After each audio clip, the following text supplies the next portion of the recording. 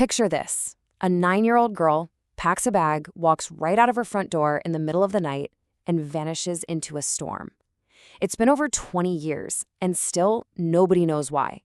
Today, we're diving into the heartbreaking and honestly just plain strange disappearance of Asha Degree. I mean, that's really the question at the absolute heart of this case, isn't it? And what's so haunting, what keeps people coming back to this story, is that everything we know about her, well, it suggests this is a question we should never, ever have had to ask. All right, so to even begin to wrap our heads around this, we need to go back in time. The date is February 14th, 2000, Valentine's Day. We're in Shelby, North Carolina. But this isn't a story about love. It's about a powerful storm that was brewing, a storm that became the backdrop for a mystery that's still unsolved today. Okay, so when you look at the timeline of that night, it starts out chillingly normal. At 8 p.m., Asha's in bed. A few hours later, around 2:30 a.m., her mom checks on her. She's sound asleep. But somewhere in that dark window between then and the morning, Asha Degree got up, walked out of her house, and was just gone. And this is where the story takes its first really bizarre turn. You see, this wasn't some impulsive, spur-of-the-moment thing. She actually packed a book bag with some of her favorite things. And then she walked willingly out into a violent storm. I'm talking high winds, pouring rain. It makes absolutely no sense. So, to really get why this was so shocking to everyone, you have to understand who Asha Degree was. Because her personality, it isn't just some minor detail here. It's a central piece of this entire puzzle.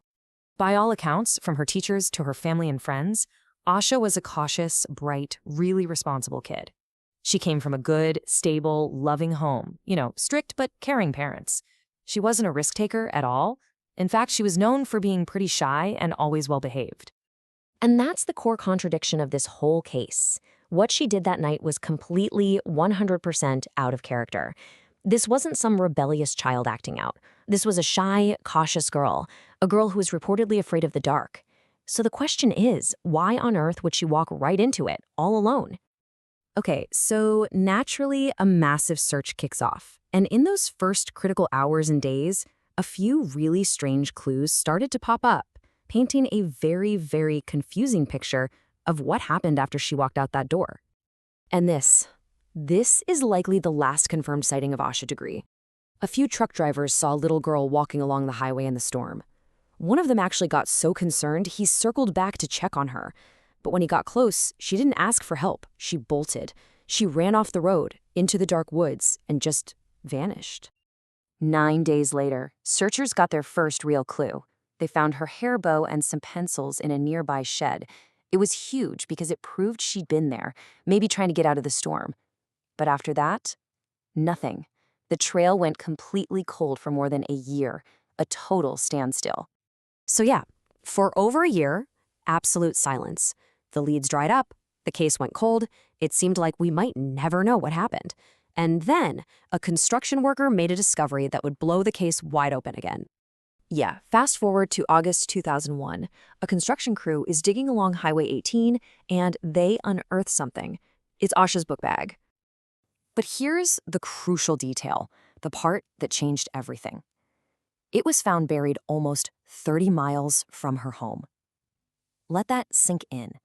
There is no way a 9-year-old girl walked 30 miles on her own and then buried her bag. This was the first concrete proof that someone else had to be involved. The way the backpack was found might be the most chilling detail of all. It wasn't just tossed aside. It was double wrapped in plastic trash bags, like someone wanted to preserve it. And then it was buried. That's not something a child does. This screams that an adult handled it after she disappeared and went to great lengths to deliberately hide it.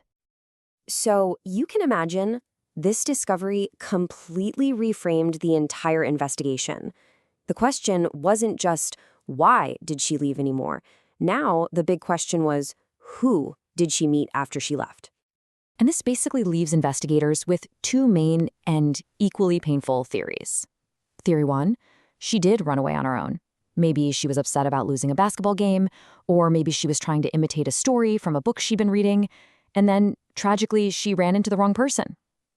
Or Theory 2, she was groomed, manipulated by an adult who convinced her, who lured her to leave her home that night. And just to make things even more complicated, 2 very specific items were found inside that buried book bag. Her parents took one look at them and said, "Those aren't Asha's." So what does that mean? Were they gifts from some unknown person who was grooming her? Or just random things that somehow ended up in her bag? It's just another layer of mystery. You know, through all these years of silence, all the dead ends, one thing has never, ever wavered, and that's the hope of her family. Their refusal to give up it's a powerful force, and it's what keeps this case alive. Every single year, on the anniversary, her family and community walk the very same route she was last seen on. It's their way of reminding everyone, the public, the police, that they are still here, and they are still waiting for answers. Asha's story it's a heartbreaking reminder of how fast a life can change, you know? But it's also more than that. It's a reminder that even in what seems like the safest homes with the most responsible kids, there can be a vulnerability that we just can't always see. So after more than 2 decades, all the clues, the strange sightings, that buried backpack, the t-shirt that wasn't hers, they haven't really solved anything. If anything, they've just deepened the mystery. We are no closer to answering that one fundamental question we started with. What could possibly make a shy, responsible 9-year-old walk out of her home and into a storm? That answer is still lost in the night.